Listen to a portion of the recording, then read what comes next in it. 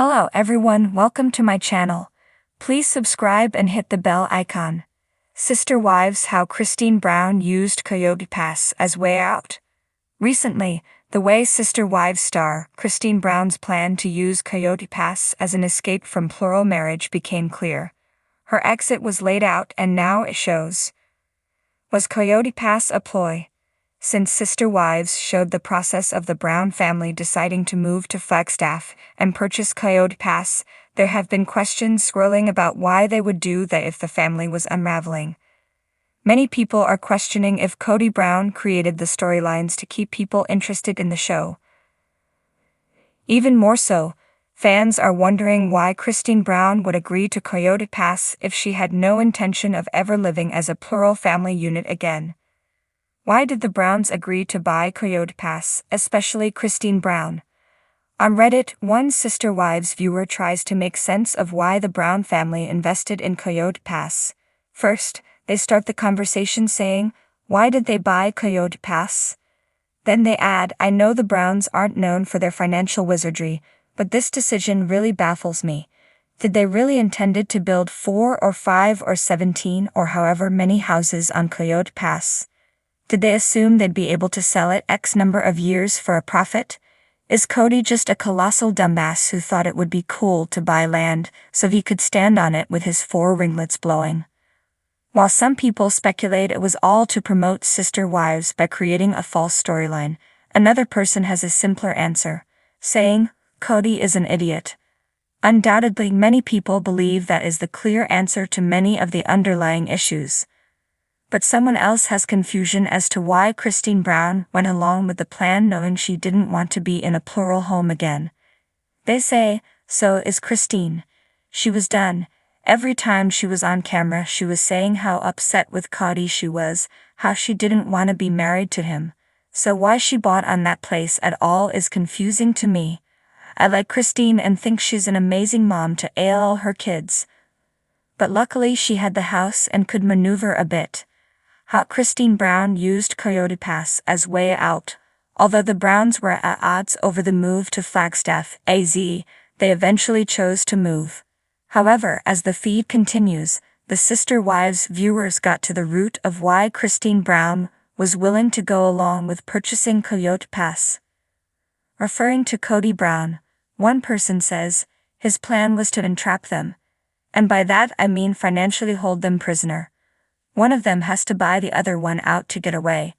They are all idiots in their own way. They all signed up for polygamy, put up with Cody's desire to live in chaos all the time, turned over all money and finances to Cody, and then agreed to bring in wife 4. Someone else sympathizes with the family and the difficult decision. Life is complicated. Sometimes it's hard to tell what you want/should do. Then one fan hits the nail on the head. I think she used that as her leverage to leave with something financially. Cristin Brown uses Coyote Pass to leave financially secure.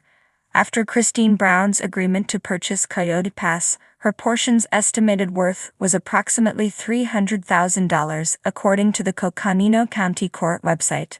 However, when she left, she transferred her portion of the property to Cody Brown for a mere $10. While it looked like a questionable deal on paper, she got to keep her home, which had greater value based on the equity. When Cristin sold her Arizona home, she was able to get approximately $700,000 for it.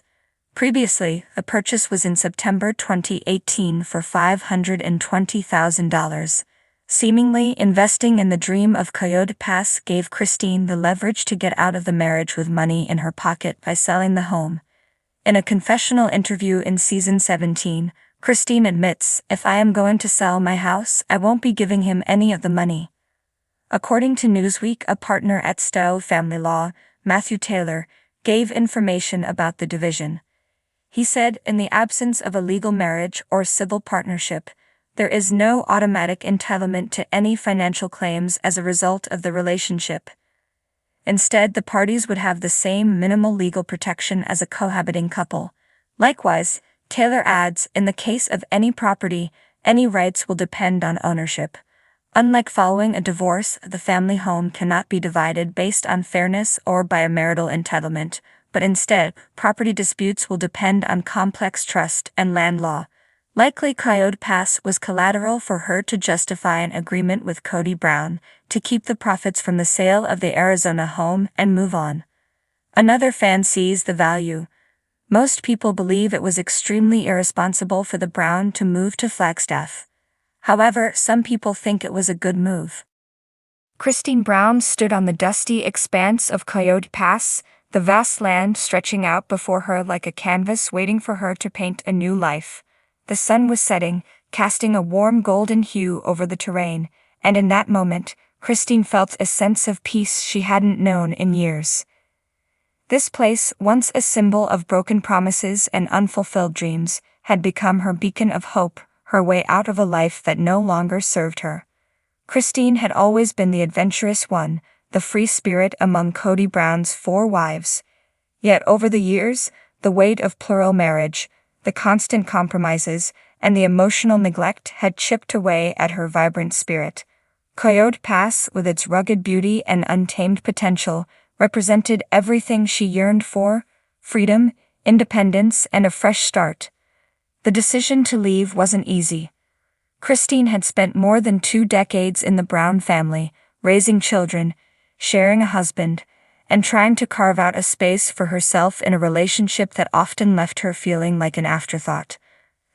The land at Coyote Pass was supposed to be their collective future, a promise of unity and togetherness. But as the years passed and the plans stalled, Cristin realized that the dream of building a new life there together was just that, a dream. In the early mornings, Cristin would walk the perimeter of Coyote Pass, the cool desert breeze whispering secrets of the land's history. It was during one of these solitary walks that she had her epiphany. This land wasn't a symbol of her family's brokenness, it was an opportunity for her rebirth. She could use this space to redefine her life on her terms. Cristin's plan began to take shape. She would use her portion of Coyote Pass as leverage. Cody had always seen the land as his ultimate project, a testament to his leadership and vision. By expressing her desire to leave and take her share of the land, Cristin knew she would be hitting him where it hurt the most: his pride and control. One evening, after yet another exhausting family meeting where nothing was resolved, Cristin approached Cody. She chose her words carefully, knowing the weight they carried. "Cody, I've been thinking a lot about our future, about my future. Coyote Pass was supposed to be a new beginning for all of us, but I don't see that happening anymore." Cody's brow furrowed, his eyes narrowing. "What are you saying, Cristin?" "I'm saying that I need something different. I want to build a life that's mine, a place where I can feel truly at home. I think it's time I move on, and I want my share of Coyote Pass to do that." The room fell silent. Cody's other wives, Mary, Janelle, and Robin, exchanged nervous glances. This was unprecedented. While there had been tensions and conflicts before, none of them had ever spoken so openly about leaving. Cody's voice was a mixture of anger and disbelief. "You can't be serious. We've invested too much in this family, in this land. You're just going to walk away." Cristin took a deep breath, steadying herself. "I am serious, Cody. I've given everything to this family, and I need to start giving to myself. Coyote Pass is as much mine as it is yours. I want to use it to build my future." In the weeks that followed, the negotiations were tense. Cody's initial reaction was to refuse outright, but Cristin stood firm. She enlisted the help of a lawyer to ensure her rights were protected, and as the legalities unfolded, she began to envision what her new life would look like. The land that was once a shared dream became her personal escape plan. Cristin's departure was bittersweet. She said goodbye to the wives who had been her sisters, the children who had grown up alongside hers, and the man who had once been the love of her life. But as she walked away from the large, bustling house that had never felt entirely hers, she felt a sense of liberation. She moved to her portion of Coyote Pass, setting up a modest home that reflected her spirit, warm, welcoming, and full of life. The open space around her was a constant reminder of her newfound freedom. She planted a garden, something she'd always wanted to do but never had the time or space for. She started a small business, using her skills to create something uniquely hers. As the months passed, Cristin thrived. The peace of the desert landscape mirrored the calm she felt inside. She reconnected with herself, rediscovered passions that had been buried under the weight of family obligations, and found joy in the simplicity of her new life. Coyote Pass, once a symbol of a fractured family, had become Cristin's sanctuary. She used it as a way out, a means to reclaim her identity and independence. And in doing so, she inspired others to seek their own paths to happiness. Cristin Brown had found her way out, and in the process, she found herself.